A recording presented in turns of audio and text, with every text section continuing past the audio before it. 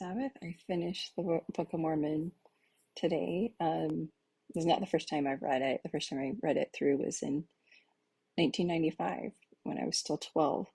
And I've read it many times. I try to read it every single year.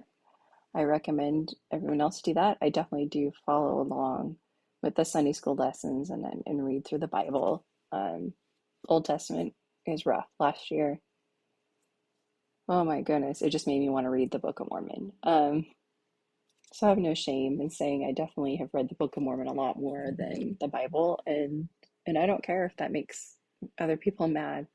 But we do, like this whole year we're covering when we go to Sunday school at the Church of Jesus Christ of Latter-day Saints at any building, you'll find that we're studying the New Testament this whole year. And next year we'll I think it'll be the Book of Mormon, the Doctrine and Covenants the next year. So all of next year will be a whole year of the Book of Mormon in Sunday school, but I definitely do have a strong testimony of the restored gospel of Jesus Christ, and that President Nelson is a prophet and our leader. I really feel like sometimes, like especially this last conference, I really feel like he's my grandpa. Like I feel like he has my back and cares about me, which I really appreciate. I just appreciated last conference so much. It was just very beautiful and just very touching. He just turned 99, and I just had my birthday last week. I've had a lot of interesting conversations, some that were really unpleasant, someone that I thought would be helpful, and then they just got really mean and started criticizing me personally. I think they just were offended by my opinions on the schools. So, but anyone who did a study on the school, just know I'm not going to have any sway on any forensic anthropologists and what they think, because they don't care about anyone's study on the schools.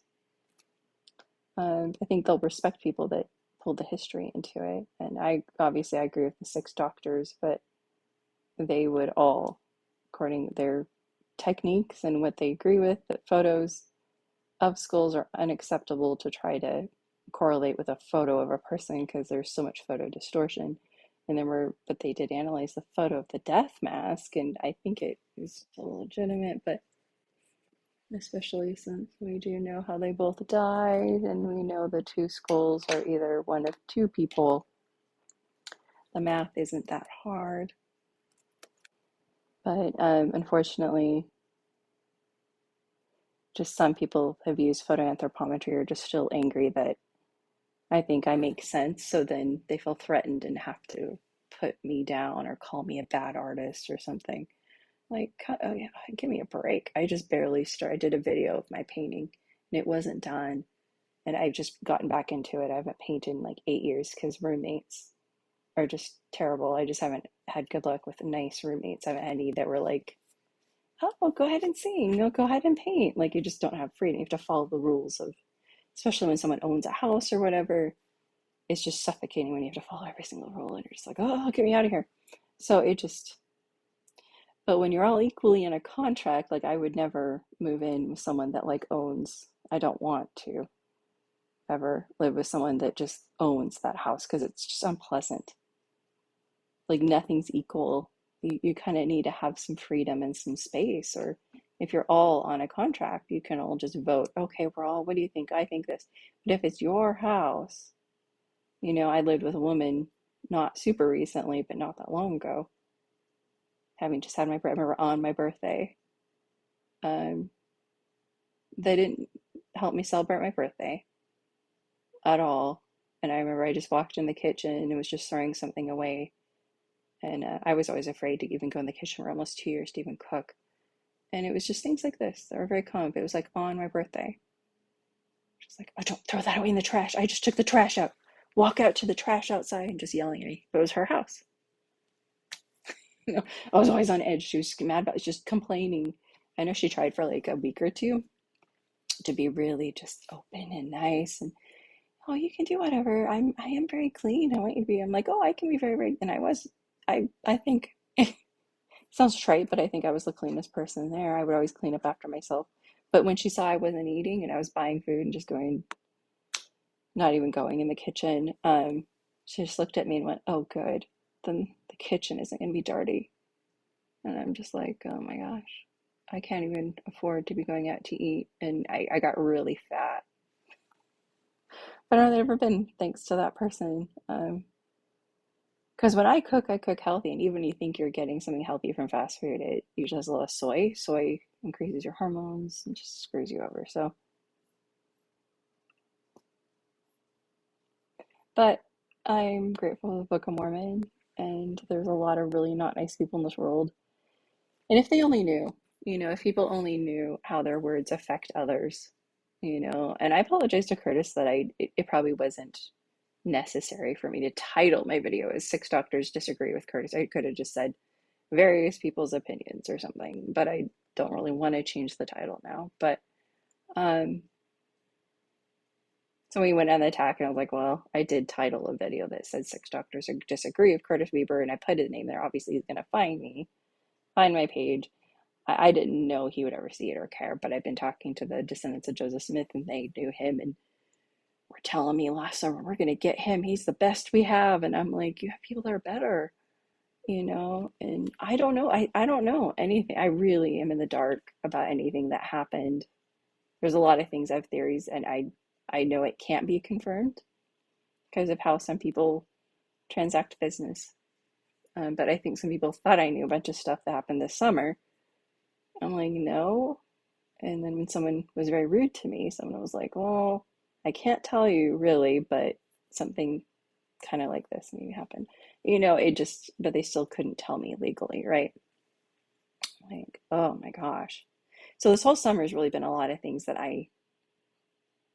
well, things that don't really matter, but just anything new I found out or talked to someone, it was just, well, I can't tell you. And I've been in talks with forensic anthropologists, but this specific situation, um, I even said I didn't really want to be that involved because, I mean, no disrespect for Tegan or Machi, but like, I don't at all want to have on my shoulders being like, okay, sort of, okay, now Debbie, do this, Debbie, do, I don't want to deal with permissions, and I definitely don't want to deal with a specific faith church that I really don't trust at this point. It's not the Church of Jesus Christ of Latter-day Saints. I'm a faithful, active member, just a different one that I don't trust at all. And I don't ever want to work with them again. So I'm like, I don't ever want to talk to them again. I'm just like, that was just so, took so much out of me, and it was just so stressed out the whole time. And I'm like, whoa. It just, I think certain people are very corrupt and very self-serving and selfish and dishonest. And there were certain people I was like, hey, I think I freaked some of the descendants of Joseph Smith out because I was just kept following the spirit. I'd be like, so if you did you find a, just ask anyone, someone might have the daguerreotype of my picture. And obviously I'm not seeking out for millions. If I'm planning on, if they found the daguerreotype, like obviously that's going to be more valuable than what I have. So it's a paper copy, but the original daguerreotype would be obviously more valuable. And so that's why people just often just don't care, because they research cartridge visites and they're like, well,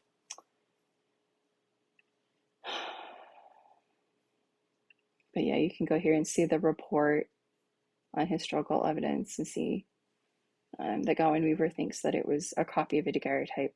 But the unfortunate thing, when you look at our paper, you can just see the original daguerreotype of Emma Smith holding baby David Harm Smith, but the cartridge visite has actual fine visible details that you just can't see in the daguerreotype because it oxidized. The original turned black because they copied it, because they took the glass off. They took it out of that case that protected it. And that's why paper photography became a lot more popular really quickly within a decade of daguerreotypes being popular. They realized, oh, there's a lot of limitations. So you can see that oval matting. Well, obviously they took the glass off. Otherwise you wouldn't see what was behind the mat. So the glass, their matting would be right there and the glass would go on top of all of that. And the glass and the matting, everything really protects the image on the metal. It's a piece of metal. You take that off, leave it off, or break it, or, and it looks like with what a specific faith has that they don't have the glass anymore. So, and it's scratched, and um, but you can see even that uneven background, like all these details. It just doesn't look anything like what J.S. Bibbins' own work. So when Gowan Weaver and I did the report, and I've said this 100 times, but this isn't. This image is not a result of the artistry of J.S. Bibbins setting his camera down and taking a photo of a man. It was him using his camera equipment to take a photo of a daguerreotype that someone else took, right? And so you can start reading about.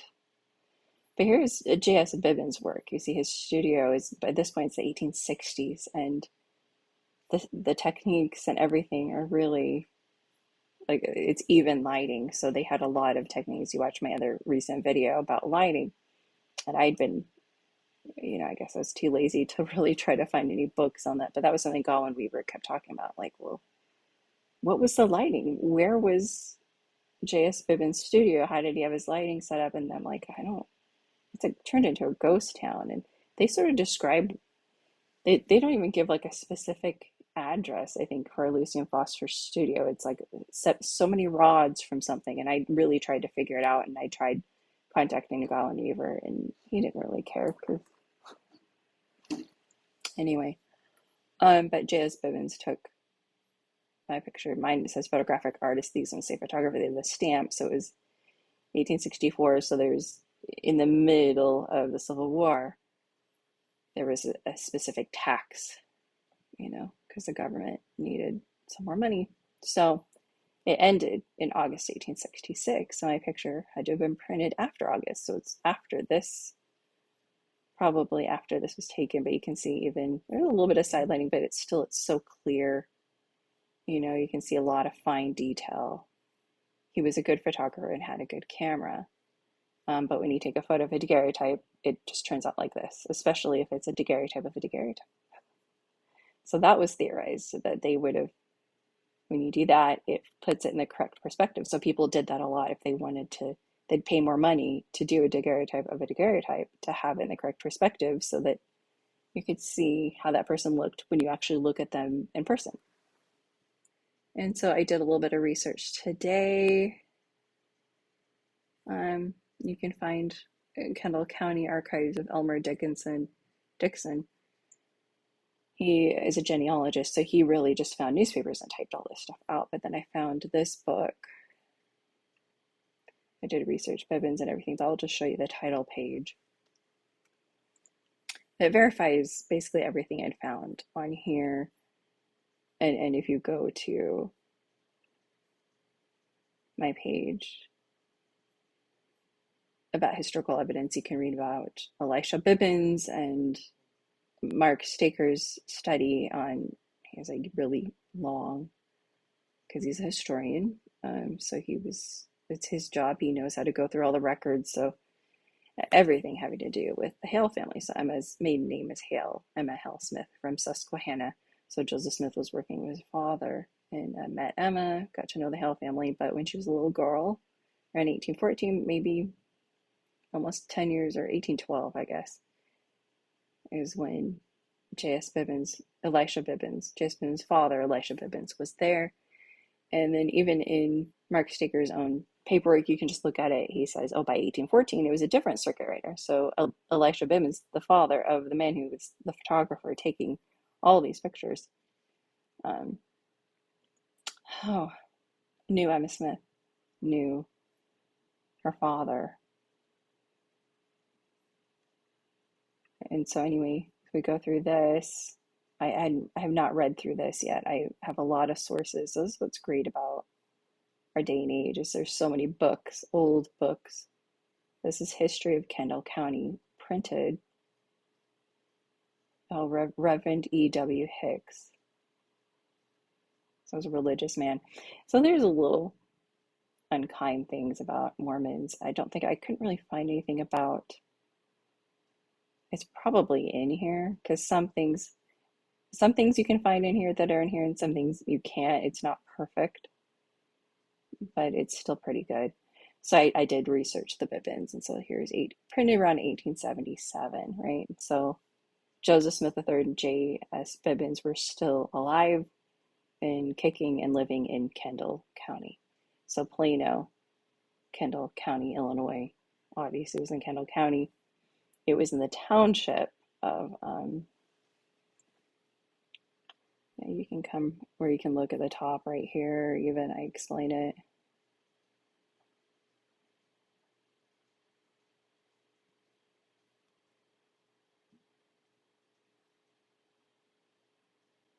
Okay, so there's a county and then there's a township, which I think threw off whoever wrote some summary on Joseph Smith III.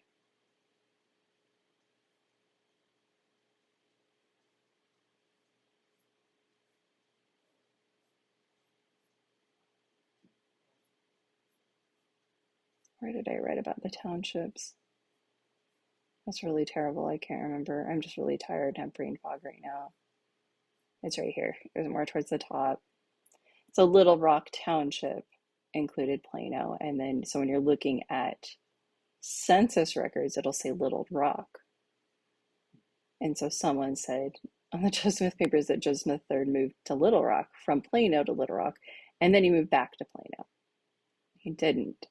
It was just talking about the township, which included Plano. And they even mentioned Little Rock on some of the records in this newspaper talking about J.S. Bibbins when he died. He had moved north 10 miles. And so he was in Plano when he died. So he actually died in the same town that Joseph Smith III, Alexander, and David Hiram Smith all lived at the same time as this photographer. So that's why I care about him. And so I found some fascinating bits of information. You find a lot about Elisha Bibbins, who was here. They're talking about the Methodist Church in Kendall County. But here they mention J.S. Bibbins in a chapter about the Underground Railroad. And Elisha Bibbins was a part of the government, started an academy, and then also J.S. Bibbins of Kendall County was a scholar. He was a teacher at a school, and he ran a store. So he was really well known. He was really well respected, so I didn't know all this. But wow, yeah, he was a part of, I don't know if he was really a part of the Underground Railroad. They're just listing it was among the settlers of 1840. So these dates and everything, all the details line up with everything Elmer Dixon found. So I added that. I just need to update. I need click update on my website. So you won't see it right now, but I'm in the process of adding this. And that's super fascinating. The guy who printed my picture is also involved with that. And Joseph Smith III, I just keep thinking there's no way they didn't hear or have a reason, but his brother, Robert, sometimes they mention Rupert. Is there a Rupert and a Robert? You look at some of the family history websites, and a lot of those will change. And of course, anything having to do with the Community of Christ, like any link I had on their website, everything just stopped working. Yeah. But so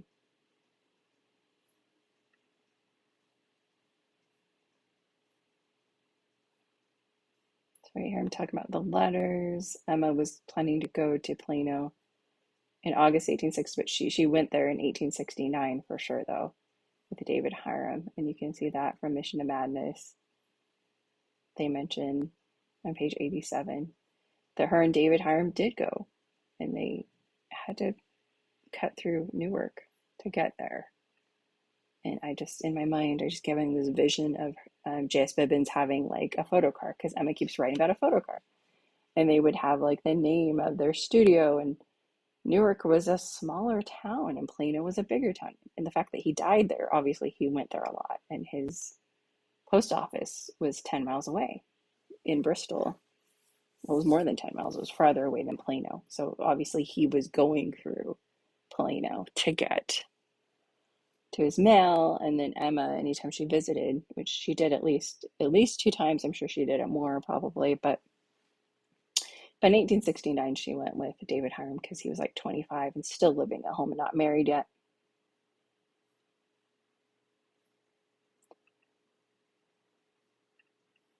So you can just scroll through here and get to see there's like a picture of a photo card.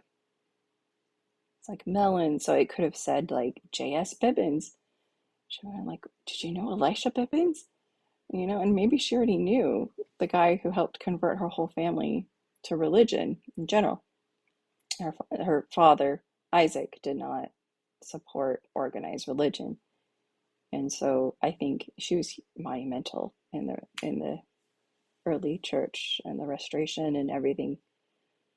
Like Moroni told Joseph Smith, according to certain accounts, that Emma was called, like it was her calling to help him get the Book of Mormon, to go with him, that he wasn't to go alone, and he didn't. He brought her with him to get the plates. That's just what we believe. But here you can see, here's these census records. So it'll mention Big Grove, but Big Grove is a township. So that threw even the Joseph Smith papers off. Oh, I'm already looking at the page. I need to just end the video, but it's just such a small thing that I found. I can go and repeat everything I've said 100 times, but Mark Staker talks about Elisha Bibbins and just the whole time frame. So it was a new faith, Methodism. So by 1812, it wasn't, if you were a Methodist preacher, you were ended up in the early books about it, kind of like early church history. If you were a part of it, your name is in the records, very likely, if you became a bishop or especially if you became a stake president. So then here you can see at this point, he's married in his 30s and his mother's living with him.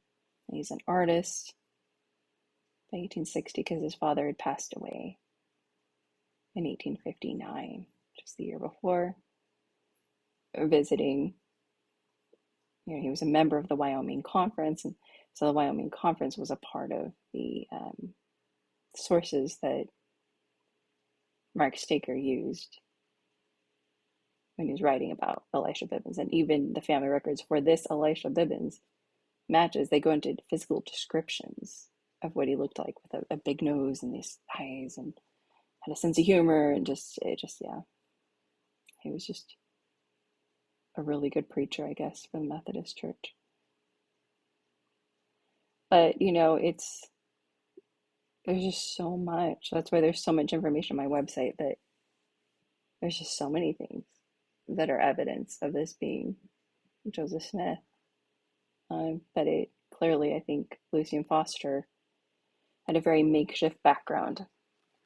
I think they just had some scrap wood, and I think they created something to drape something over, and I don't think it was level. And it was just what Lucy and Foster had, and it matches. Like there's this slope in my pictures, there's a slope. And so Godwin Weaver and I were just looking at that going, wow, that's just so unique. So it's just all really, everything is so interesting. I could just talk about and mention it all again, but the biggest thing is how well it matches the death mask. And so that's why our paper really just focuses on the death mask. But like, I didn't write that. I didn't write the report, but I'm working on including it here, just little excerpts on here. Because I had a really long excerpt, then I was like, that's too much. And then like, oh, I'm not even quoting the paper on my website. I should actually do more than give a link. And so I'm in the process of just adding some of their statements and opinions on everything. I just haven't gone through the whole thing. But what do you understand about camera? Oh my gosh. Excuse me. Camera distortion and poor Curtis, we were just getting so stuck in, he just still thinks that things should in the same. I'm sorry, I found out recently with DJ Bodden, because that's how he thinks. He can't escape it because he had to learn anthropometry, and that's who Curtis Weaver learned everything he knows from, is really from DJ, but DJ doesn't think the Larson daguerreotype was smooth, but anthropometry, like it's all about measuring things, and photoanthropometry is useful in some settings, but things change so much in camera, like just even the width of everything.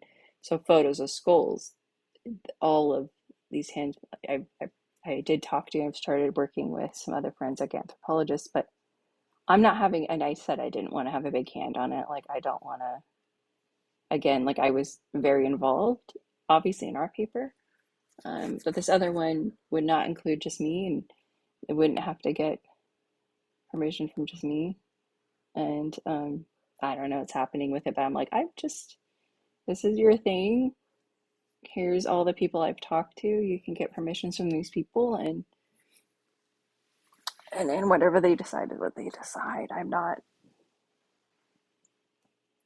involved with it really heavily, so I even though I've referenced it, I'm gonna be in the dark, and that's really what I wanted. I just thought there should, and someone had recommended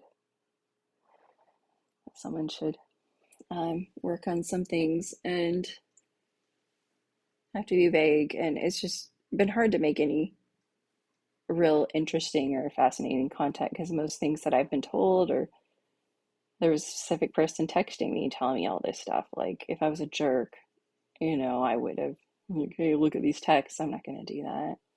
And none of it helps anyone. Just some people are just very angry, and then they feel threatened, like their work, they'll just start criticizing people or being like, you're a bad artist. Da, da, da. I'm like, I don't know why people can be so mean, but they feel threatened, and so people do, unfortunately.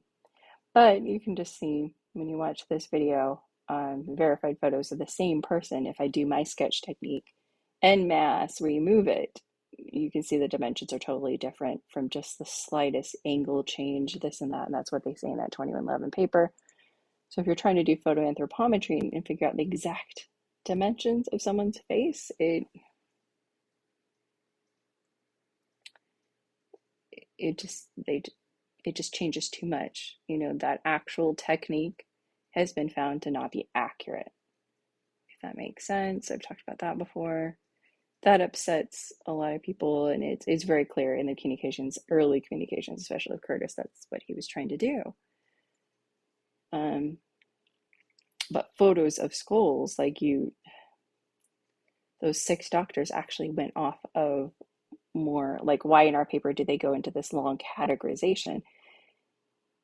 Because memorizing the certain shape of things, or a type of nose or this or that, and then they get into the detail, because those are things you're just not going to get from measuring. You can measure the heck out of Larson daguerreotype, but still a flat chin can't really be measured. It's something you can just see. A trained eye has to be able to see it. Untrained eye can't. They can see things 3D. So, but if you're trying to do measurements and using a technique that just yields inaccurate results because of camera distortion and light distortion and lens distortion, distance, angle, like my picture, half of it is blown out. So, but there's so much evidence from the death mask and artwork that Joseph did have this unique feature of his hair being receded on the side of his head. That is seen in the artwork and on 3D. Especially if you pull up the 3D, you can see it, and it's on this side. There's so many very unique things. It freaks people out, and so they feel like they have to attack me, or I'm doing some voodoo magic or something. I'm like, no. Or I've done something nefarious. No.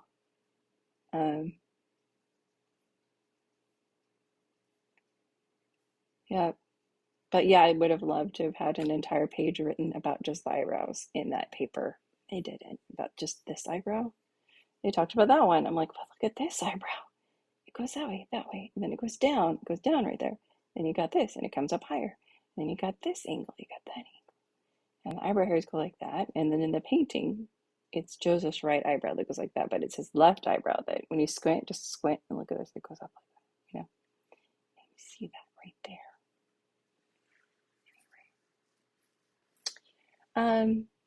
Have a good day. I'll be linking this, and I strongly believe that this is a photograph of Joseph Smith. And have a good day.